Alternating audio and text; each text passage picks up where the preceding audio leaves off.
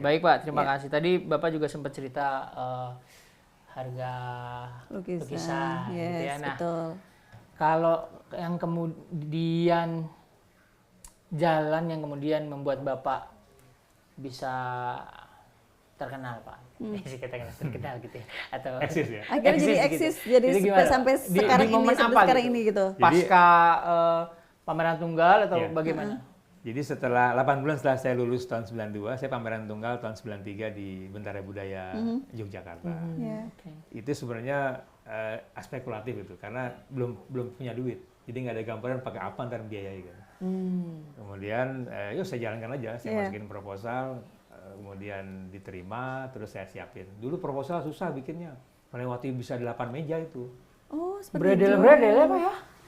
Aturannya masih begitu, aturan begitu. Jadi saya harus Orde dari baru ya, mulai Pak, ke kelurahan Kota Baru, di Kota Baru, Iya. kecamatan, sampai ke Koramil, kepolisian, semua lengkap. Saya masih punya tuh, itu, tangan-tangan cap-capnya itu masih punya. Kan sekarang secara informasi nggak perlu. Jadi yang tanggung jawab gedung itu. Kalau saya memamerkan yang SARA, langsung yang ditangkap gedungnya. Gitu. Itu melewati itu, terus saya pameran. Akhirnya saya ketemu kelas saya yang dari penerbitan itu untuk mensupport bikin buku pamerannya itu. Jadi ditawarkan diri ke kos-kosan saya. Mel, mau nggak kamu tak buatkan katalog full color, undangan full color, dan spanduk 2, dia bilang gitu. Tapi barter lukisan 3. 2 cat minyak, 1 cat air. Request ya Pak ya? Karena aku pikir nggak apa-apa lah, wong saya juga perlu duit buat tetap jual lukisan kan, karya itu. Jadi akhirnya saya okein aja gitu. Jadi akhirnya terjadilah buku itu. Orang kaget semua saya punya buku katalog sebagus ini ketika itu. Karena sekarang orang fotokopian. Tahun 93 kan itu ya. Covernya sablon lah paling.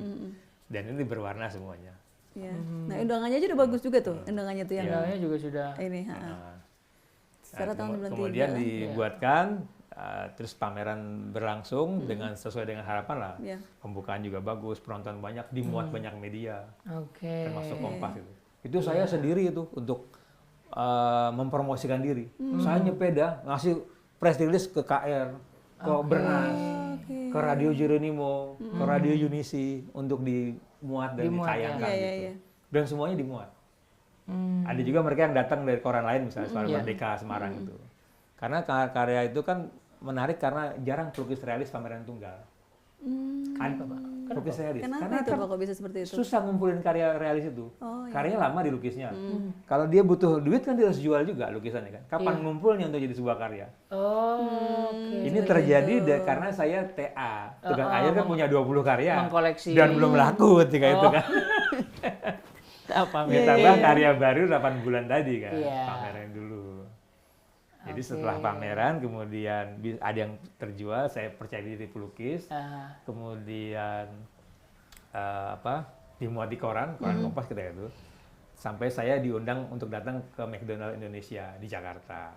Kenapa saya diundang? Karena diundang gitu. Karena orang McDonald makanan? Ya. Kok bisa gitu loh mereka tertarik untuk ini? Jadi ketika itu ternyata tahun 93 kan, tahun 90 saya pameran bersama di Galeri Jakarta, lukisan saya terjual, salah satu yang belinya dia pemilik McDonald.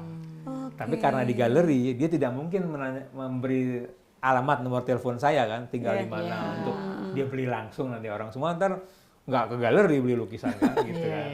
Nah akhirnya datanglah utusan itu ke kontrakan saya di Jogja, diundang datang. Terus dia cerita bahwa dia yang beli lukisan salah 2 dari karya pameran itu yang dia beli. Kemudian saya dapat kerjaan McDonald itu. Waktu pas pameran itu? Setelah mereka pameran. Enggak, mereka belinya yang 2 itu? Sebelum waktu pameran 90 itu kan? Beli 90. Oh ya 90 malah. Kan dia nggak tahu, saya nggak tahu yang beli siapa. Iya. Kan yang beli dia beli dia. Jadi saya nggak tahu siapa beli siapa tuh. Cuma terima uangnya aja gitu. Nah itu dia ingat karena masuk Kompas. Iya. Ditulis di Kompas, dia ingat. Nyari. Coba carikan pelukis Melodia ini.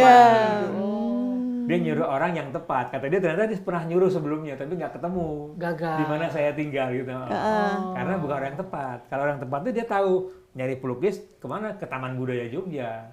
Kalau dia aktif akan terdata di sana nama kita. Iya. Akhirnya Bapak datang ke McDonald. Datang dong, harus diambil kesempatan itu kan. Jadi itu jadi ini ya sarjana muda ya gitu ya. Baru lulus. Daripada kayak Iwan Fals, lagu Iwan Fals gitu kan Pak. Dan itu berapa lama Pak waktunya ketika kerja sama McD itu? 6 tahun saya jalan itu. 6 tahun. 6 tahun. Pas kalau lulus itu ya? Hah? Pas kalau lulus tadi ya, 93 itu ya? 94. Lulusnya 92 kan. Ketemu dia, saya kerjain itu pesanan pertama. 99 berarti kurang lebih. Ya 94 6 tahun ya. Sampai 6 tahun. Itu pun saya kurangi jumlahnya. Karena gini, lukisan saya kan setahun cuma ada 10 rata-rata ya. Asumsi sebulan saya bikin 1, 2 bulannya saya bolos lagi. Termasuk lebaran, puasa gitu kan, nggak lukis lah. 10. Kalau saya bikin lukisan untuk McDonald 4 atau 6, lukisan saya sedikit yang beredar di pasar. Jadi saya bikin misalnya 6, awal kan saya semangat tuh bikin 6 biji dalam setahun. Itu cuma 4 lukisan saya yang di pasar kan. Itu nggak akan dibicarakan orang. Sampai suatu ketika kolektor cerita sama aku, Mel, kamu masih bikin buat McDonald? Masih ya, aku bilang gitu. Mau dikurangi. Nah, kenapa Pak? Gambarmu kan nggak banyak. Dalam setahun kamu punya 10. Kalau kamu bikin McDonald 4 aja dalam setahun. Cuma kamu punya 6 karya dalam setahun yang beredar di Jakarta. Orang nggak akan ingat. Nggak akan tahu Melodia gitu. Mulailah aku kurangin. Seiring karyaku mulai membaik harganya dari pesanan pertama. Terus saya kurang-kurangin sampai berhenti setelah 6 tahun itu. Tapi saya nggak akan lupa bagian dari sejarah hidupku itu. Karena dari dia juga saya ketemu jaringan-jaringan baru. Kolektor temannya dia. Kan karya itu dipasang di kantor. Di lorong kantor menuju ketemu dia kan. Saya dapat kerjaan dari perusahaan real estate, dari lembaga finansial. Kayak gitu. Dapatlah kerjaan gue dengan harga baru. Justru kemudian di saat itu ada momen yang ekonomis, tapi kemudian itu juga mengingatkan bagaimana tetap berada di ekosistem seni itu sendiri ya Pak ya, momen itu ya. Dan saya orang yang tidak menabuhkan pekerjaan pesanan. Selama itu tidak mengintervensi karya, saya kerjain. Tetap dikerjakan ya, siapapun dia gitu yang pesan ya. Tapi rata-rata mereka sudah tahu kerjaanku seperti ini, dia akan carikan objek-objek yang dia suka sesuai dengan gayaku. Tapi pernah juga ketemu orang lain nih. Jadi dia pernah beli lukisanku yang pribadi seperti ini, dia koleksi. Kemudian dia punya lagi foto lukisan lain, foto mungkin dari internet lah gitu. Mel, aku punya gambar, tuh gambarnya gambar anak kecil lelaki memandikan kerbau di sungai. Itu kan banyak tuh. Kamu lihat coba ketik tuh, banyak gambar gitu. Aku bilang sama dia, Pak, kamu kalau gambar kayak gini bisa Pak. Saya gambar lebih sulit dari itu bisa kok. Tapi nggak akan bernilai ekonomis. Karena ini bukan gaya khas Melodia gitu. Iya. Gak apa-apa, saya suka. Ya saya kerjain. Nggak apa-apa gitu. Baik. Nah ini bergeser ya, kita bergeser ya. Ini berkaitan dengan Bapak yang bermitra dengan lembaga kami BPMPP Seni dan Budaya di kegiatan upskilling reskilling ya Pak ya. Nah itu Bapak waktu itu prosesnya seperti apa ketika akhirnya bermitra dengan kami? Nah ini juga panjang ini. Jadi sebelum saya menikah itu tahun 2000, mungkin 97 lah itu. Saya pernah diundang untuk menilai guru-guru yang belajar melukis di balai. Ini dari 97 sudah di balai. Jadi belum ada di program upskilling. Jadi ada guru yang mereka belajar di balai, kemudian finishingnya tempat saya. Jadi istilahnya ketemu pelukis, terus tunjukin karyanya, ngobrol sama saya di tempat saya. Saya sekedar tamu aja ketika itu. Ya udah saya ngobrol, saya nilai karya mereka itu. Tapi nggak berlanjut terus-menerus loh tuh. Kemudian kan ada jeda, kemudian diundang lagi untuk menilai berapa hari karya mereka di balai. Masih ke balai nih, belum ke dunia industri. Kemudian pas COVID juga pernah di sini. Tapi cuman ya nggak lama, nggak panjang waktunya. Terus mulainya, jadi dari proses itu untuk kerjasama dengan balai itu, apa yang membuat Bapak, PVG namanya. Apa yang membuat Bapak tertarik untuk, aku mau bermitra nih dengan seni budaya gitu? Aku awalnya kaget juga sih terpilih sebagai itu ya, bangga lah gitu kan. Karena dipercaya untuk membagi pengalaman kepada guru-guru. Gitu. Saya yang bikin saya semangat itu karena dialah ini sebenarnya ujung tombak untuk masa depan seni rupa Indonesia. Dia yang ketemu siswa di awal kan. Kalau dia kasih nilai-nilai kesenimanan yang tepat kan akan bagus buat bekal pelajar-pelajar SMK tadi itu. Jadi saya senang juga, saya senang sekali. Jadi saya bagi cerita segala macam, meskipun kadang-kadang dia ada kesulitan kan menggambar maunya seperti aku ya. Yeah. Aku bilang nggak harus bisa seperti aku, yang penting kamu tahu ilmunya.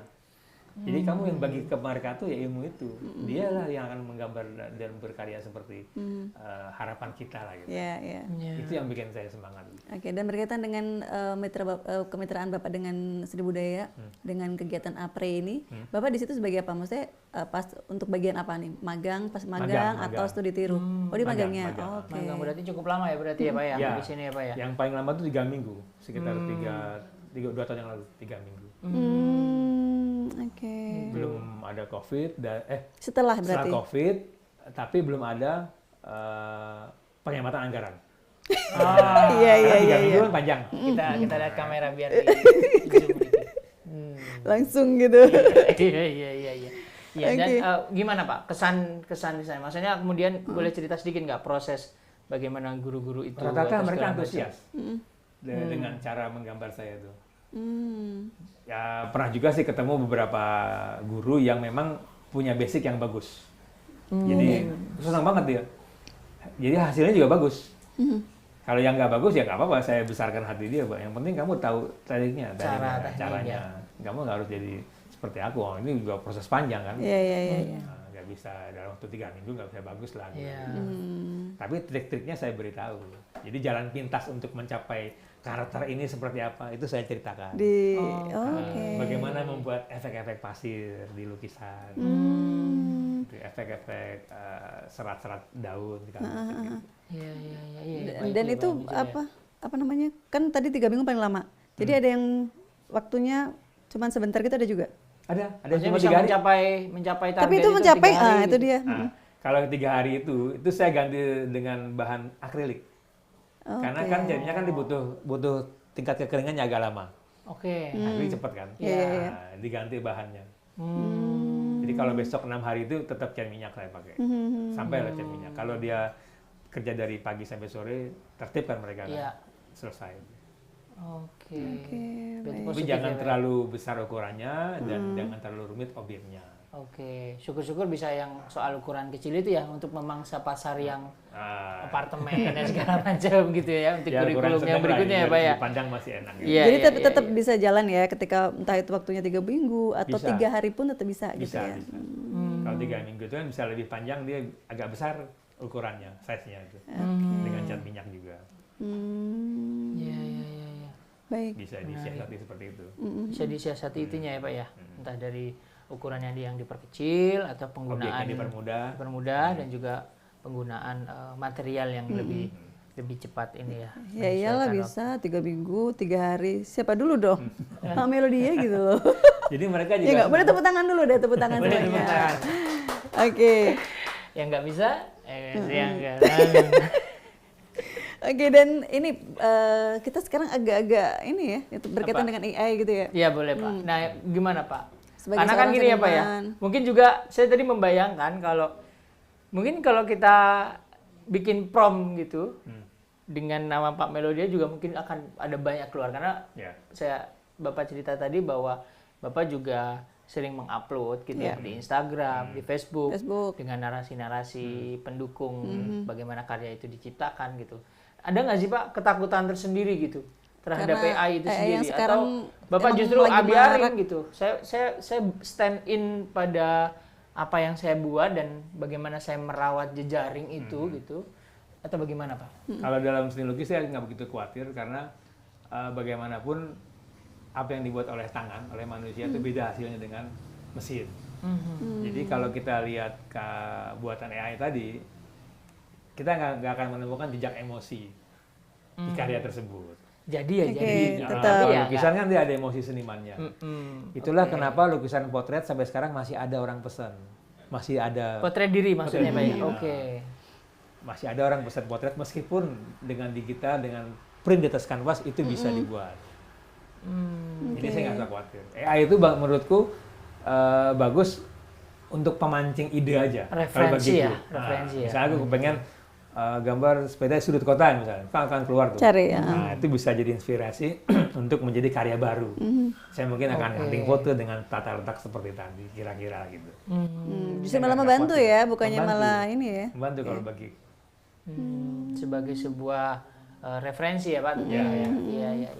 Karena kan terkadang ya ingin cepat dan ingin berbicara kuantitas gitu, kadang akhirnya kan ya itu digunakan untuk itu Ya, gitu ya. meskipun juga kan ada nih kecenderungan, saya pernah dengar dari salah satu guru yang magang itu cerita di Surabaya itu, SMK-nya itu menerapkan melukis di atas digital print canvas. Jadi kanvas, objek foto ini didigitalkan, kemudian dilukis ulang, diwarnai lah, mewarnai lagi. Kayak orang mewarnai, kan? Bukan melukis berarti ya, mewarnai ya. Dengan gitu ya. cat minyak atau dengan akrilik. Ada. Tapi sudah udah di print kan. Maksudku boleh-boleh aja. Tapi kan yang harus disadari adalah bagaimana efek warna print itu dengan cat minyaknya atau cat akriliknya. Apakah berakibat? Kan kita nggak tahu juga nih, kan tuh perlu waktu kan. Karena pernah ada kejadian, ada teman yang pakai hanya di printing doang, jadi di mix media dengan karya lukis itu, kemudian seiring waktu berjalan warnanya pudar. Oh benar, dia punya masa. Nah itu kan jadi mengecewakan kolektornya yang terlanjur beli kan. Nah itu terserah aja sih kalau misalnya mau melakukan hal itu, kan tuh butuh jadi kecepatan kan. Dia nggak perlu nyekat lama-lama, udah jadi print kok, tinggal warnai ulang kan gitu. Tapi yang perlu sadari lagi adalah dia harus punya keterampilan melukis juga, karena kamu nggak akan bisa melukis sebagus printing itu kalau nggak punya skill yang bagus. Jadi kamu akan menggambar ulang kan, pasti akan jelek karena nggak punya skill untuk bikin plastis. Skill tetap utamanya skill ya, teman-teman ya. Apa? Vokanesia. Sorry anak baru nih ya magang. Anak baru. Ya gitu, tetap skill yang utama. Meskipun secanggih apapun gitu ya Pak ya teknologi yang digunakan, tapi kalau skillnya belum mumpuni, tetap aja. Teknologi hanya sekedar teknologi, ya, begitu ya. Iya, jadi tetap nggak ngaruh ya Pak ya dengan adanya itu ya. Dan ini tadi sedikit berkaitan dengan BBPPM PP Seni Budaya. Harapan Bapak nih untuk ke depannya kolaborasi Bapak berkelanjutan dengan seni budaya seperti apa harapan Bapak? Ya saya berharap sih bisa ada terus program ini. Terus ya. Meskipun bukan saya lagi nanti yang akan ini, tapi ini untuk masa depan seni rupa Indonesia ke depannya. Karena kan dia akan dapat ilmu dan mengajar kepada anak-anak didik mereka. Ya saya pikir itu perlu untuk ada terus itu. Ya. Siapapun itu ya Pak ya. Dan bagaimanapun skemanya, yang terpenting peningkatan kompetensi guru ini jadi penting karena dia menjadi garda depan. Bisa jadi akan menjadi seniman-seniman lukis besar nantinya bagi murid-murid itu. Dulu juga saya pernah menerima murid-murid untuk PKL itu. Nah, gimana itu Pak? Kan masa itu kan. Iya, gimana itu Pak? Cuman beberapa kali saya kecewa karena mereka tidak sungguh-sungguh untuk mengerjakan tugas-tugas itu. Jadi kita kan udah meluangkan waktu, ngasih waktu, tenaga dan pikiran, tapi dia nggak serius gitu kan. Terus saya ada juga yang terima seperti lagi. itu. Cuman nggak tahu terakhir kan ada lagi kan kerjasama dengan balai kan untuk MOU PKL itu. Mungkin ntar bisa dievaluasi seperti apa kerjasamanya. Oke. Dulu bahkan ada yang orang tua murid SMK itu yang datang ke rumah saya kok, supaya anaknya diterima belajar di sini. Anaknya senang seperti itu. Dengan lukisanku tuh.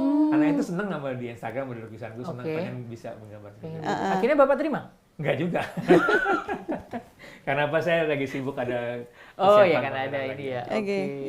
Baik, luar biasa sekali ya. Dan ini Bapak sejauh ini nanti untuk kedepannya Bapak itu kan sebagai proyeksi Bapak ke depannya apa nih Pak? Saya sebagai seorang seniman tuh pengen bikin pameran besar tunggal saya. Jadi ini semacam retrospektif tetap saya. Ya di pameran. Dari mungkin dari awal karir sampai terakhir. Semacam retrospektif lah. Tapi untuk kerja besar. Butuh biaya besar juga. Butuh tempat yang besar juga. Nah, kalau saya harus bikin karya baru, nggak mungkin lah. Satu gedung seperti Galeri Nasional di Jakarta itu butuh setidaknya 35 karya. Sampai 50 kita harus siapin. Nah, kalau saya bikin pameran sendiri, kapan bisa ketemunya pameran besar itu? 50 bulan kan berarti. Iya, 20 bulan. Iya. Nah, saya pakai strategi dengan minjem karya-karya kolektor. 2/3 saya pinjam. 1/3 karya baru. Oke. Jadi saya bikin karya baru mungkin 15 karya lah gitu. Sisanya saya pinjam. Itu akan terwujud. Kolektor juga akan senang. Karena karya mereka dipinjam, dinaikkan lagi harganya dalam sebuah pameran besar. Akan dibukukan juga. Itu pasti dia akan support juga untuk biayanya. Baik. Nah, kedua, manfaat lainnya selain pameran itu terjadi juga kita membangun kembali hubungan kita dengan kolektor tadi itu. Ya. Dia bisa aja akan beli karyaku yang baru. Iya. Gitu. Itu karya ke depannya. Tapi yang dekat ini saya kepengen pameran tunggal yang kecil-kecil tadi itu. Yang sedang dan yang itu menarik tadi yang sedang-sedang. Itu awal tuh. Mungkin kalau nggak tahun ini tahun depan lah. Amin. Pengen tahun ini. Iya. Tapi berdasarkan pengalaman Bapak nih, sejauh ini nanti untuk Bapak sendiri sebagai seorang seniman lukis ya, untuk menggantungkan profesi ini gitu, gimana Pak? Ya tidak mudah sebenarnya jalan itu. Jadi kita harus bisa ngatur-ngatur keuangan juga. Karena bagaimana kita berhubungan dengan ekonomi kan. Iya. Yang material itu juga. kesannya kan duitnya banyak. Kayak orang arisan loh tuh.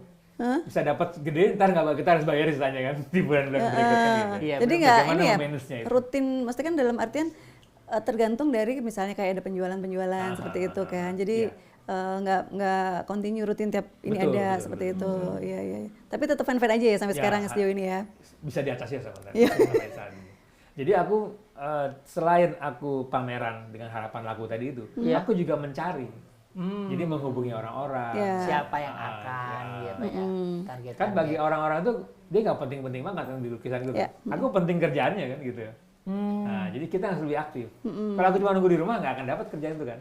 Nah, tapi kalau kita datang atau kita ngobrol gitu, oh iya aku pengen gambar seperti ini nih, bisa nggak tuh? Ada nggak waktunya gitu ya? Oke, selama waktunya memadai, saya akan kerjakan. Jadi misal kesepakatannya 2 bulan jadi, aku bilang 3 bulan aja lah. Tapi akhirnya mereka itu sadar kalau misalnya dipaksa cepat pun nggak bagus juga dia jelek kan karya dia. Dia milih, yaudah Mel, yang penting aku kan nunjukin progresnya kan.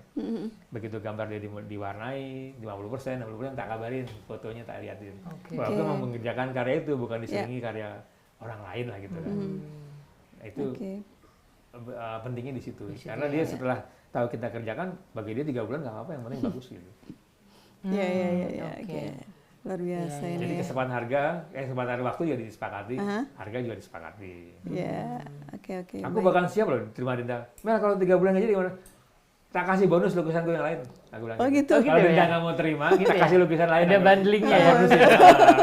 Biar aku juga punya semangat. Iya. Tapi sih biasanya mereka nggak mau terima itu. Jadi begitu jadi ya udah senang aja dia. Oke. Baik, menarik banget ya obrolan kita hari ini ya bareng Pak Mel ya. Nah ini Pak Mel, kalau misalnya ini untuk Pak Mel sendiri ya, untuk harapan Pak Mel atau mungkin ada yang mau disampaikan ke anak-anak muda zaman sekarang, gitu kan, mungkin ada yang belum tertarik banget gitu kan. Nah ini mungkin sebagai motivasi buat anak-anak muda. Bisa guru, bisa juga untuk atau murid-murid, guru gitu. Ya ini secara umum aja, melukis realisme memang membutuhkan waktu yang lama, kesabaran, ketekunan. Jadi banyak juga kenapa anak-anak isi sekarang ada di kelas itu jarang yang mau menekuni realis karena melukisnya lama. Dan dia juga masih jadi bahan gojekan bahwa ngapain gambar seperti itu, fotografi bisa mencapai kok gitu. Tapi yang penting kalau menurut saya, yang penting jujur sama apa yang mau kita kerjakan. Kamu senangnya gambar gini ya ditekuni aja gitu. Pasti akan ketemu jalannya kok gitu. Jadi kalau passion kita di situ ya kita akan senang mengerjakannya. Jadi nggak ada rasa bosen. Makanya orang bilang kan, kamu puluhan tahun gambar gini kok nggak bosen-bosen gitu. Itu passion aku. Iya, jadi kalau udah passion tuh udah asik ya, udah ini ya. Jadi saya pikir ya jangan pernah menyerah lah untuk melakoni pilihan hidup itu. Kalau ditekuni pasti akan ketemu jalannya. Betul. Jadi misalnya kalau kita bayangin tarik waktu dari saya 88 sampai sekarang, saya mengalami hal yang nggak percaya diri tadi, saya banting setir jadi pengusaha lain, nggak akan ada pelukis melodi aja, kan gitu. Iya Pak. Oke. Itu yang harus saya dicamkan buat teman-teman juga. Teman-teman semuanya ya, bukan semua yang saat ini menyaksikan. Baik, ini terima kasih banget ini Pak Mel sudah untuk waktunya kita diterima di sini dengan luar biasa ya. Iya betul. Saya suguhan nih. Kenapa? Lagi puasa. Terima kasih Pak Mel, sukses selalu Terima kasih Pak Mel. Pak Terima Mel kasih sudah menerima kami ya, sudah berbagi kisah inspirasi ya. Sama-sama. Semoga bermanfaat. Ya. Amin. Semoga langgeng juga kerjasama dengan Amin. BBPPM Seni Budaya. Amin. Gitu ya. Kemajuan seni dan budaya. Seni dan budaya. Baik, Bu Kadesya, demikian tadi obrolan kita barengan dengan Bapak Melodia ya. Asik dan seru obrolan kita kali ini yang sangat menginspirasi. Kita akan ketemu lagi nanti di episode berikutnya. Jangan lupa untuk like, komen, dan subscribe di bawah ini ya. Oke. Terima kasih untuk semuanya. Salam obsesi.